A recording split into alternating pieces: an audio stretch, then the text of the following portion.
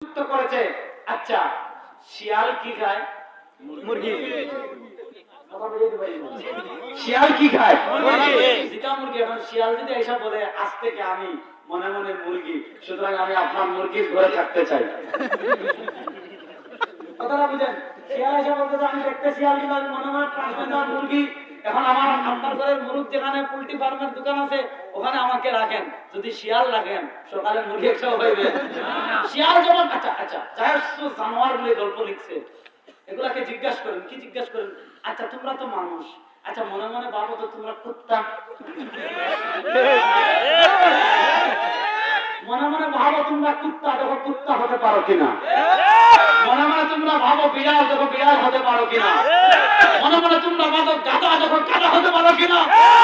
মনে মনে তোমরা দেখো গরু, দেখো তোমরা গরু হতে পারো কিনা। মনে মনে তোমরা ভাবো শুয়োর, দেখো তোমরা